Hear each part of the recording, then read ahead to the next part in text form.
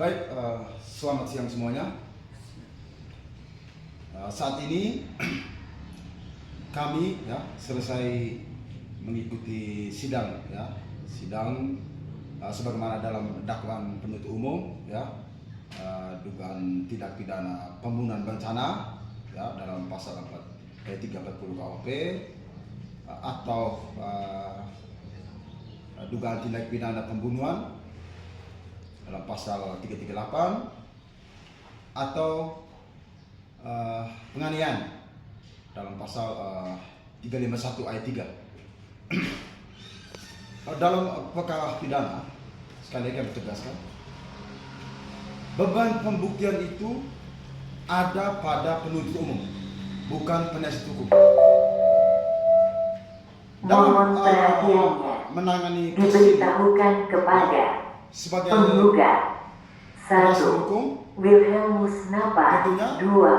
Octavianus nomor 3, Lukas Lado 4, Arnoldus Jansen Rato 5, Primus Poma 6, Patricius Riba 7, Marcelinus Amekare 8, Mario Blandino Jawa Aso tergugat 1, Arnoldus Leni 2, Jacobus Rodu 3, Victoria Emo turut tergugat. Menteri Agraria dan Tata Ruang, Kepala Badan Pertanahan Nasional JEP, Kepala Badan Pertanahan Nasional Wilayah Nusa Tenggara Timur JEP, Kepala Kantor Pertanahan Kabupaten Nagekeo. Silahkan masuk ke ruang sidang utama. Terima kasih. Sekali lagi, di dalam memperjuangkan keadilan bagi klien, kami sederhana saja dalam memperjuangkannya. Kami biasanya dalam persidangan pidana itu, perkara pidana, kami menggunakan senjata penuntut umum yang kecil tadi untuk bukti tadi. Kami kemas, kami bikin jadi kemas berubah menjadi bom untuk kembali diberikan kepada penuntut umum. Artinya kami juga siap melakukan pembelaan, kami siap membuktikan, membantah semua argumentasi hukum, pendapat hukum maupun dengan tentunya berdasarkan ketentuan hukum yang berlaku. Baik, untuk lebih jelas tenggorokan saya sudah mulai gatal jadi saya akan selanjutnya ke rekan saya Pak Nando, dilanjutkan. Baik, saya lanjutkan sedikit bahwa hari ini adalah sidang pledoi dari penasihat hukum terdakwa atas tuntutan dari penuntut umum.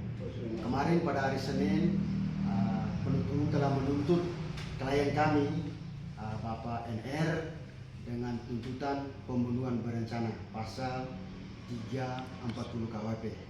Bahwa dari unsur-unsur yang telah diuraikan oleh penuntut umum, kami sangat keberatan bahwa tuntutan penuntut umum ini tidaklah tepat, terlalu tendensius dan sangat emosional dalam menuntut terdakwa Bapak NR ini.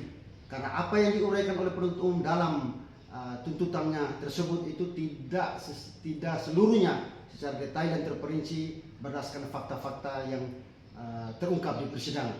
Jadi hari ini pembelaan kami itu bahwa kami menolak tuntutan penuntut umum mengenai pembunuhan berencana, di mana unsur-unsurnya itu: 1, unsur barang siapa jelas, terdakwa hadir dan tahu, mengerti, dapat mempertanggungjawabkan identitasnya sebagai subjek hukum dalam unsur barang siapa. Yang kedua, unsur dengan sengaja, terdakwa juga mengakui atas perbuatannya.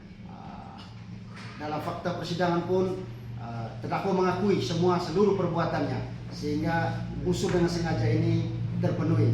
Nah, unsur direncanakan terlebih dahulu.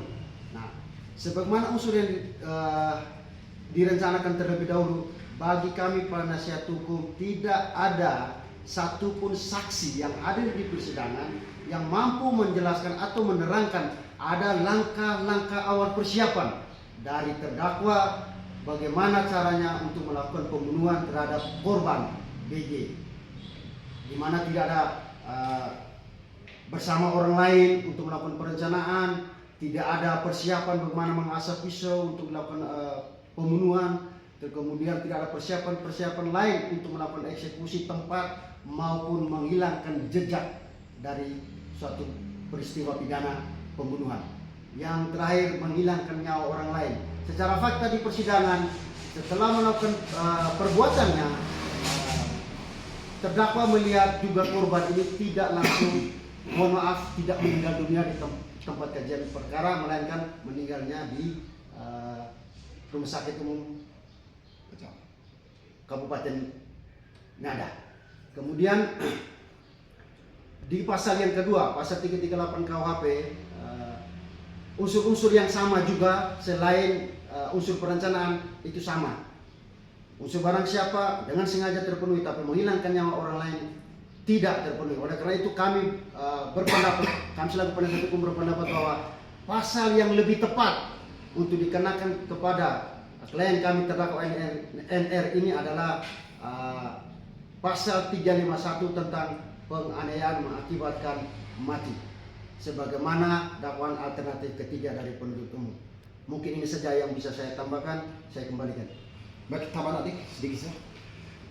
Tanggapan dari saya, kami dari kuasa hukum terdakwa mempunyai keyakinan bahwa majelis hakim akan mempertimbangkan atas nota pembelaan atau pledoi dari kami, dan juga kami mengharapkan kepada majelis hakim untuk memberikan hasil putusan secara seadil-adilnya kepada pihak korban dan juga kepada pihak terdakwa. Sekian. Cukup. Ya. Oke. Baik, sekian saja. Sekali lagi dalam perkara ini kami tegaskan ya bahwa klien kami hanya terbukti bersalah ya melakukan penganiayaan sehingga menyebabkan korban meninggal dunia. Sekian saja, salam keadilan.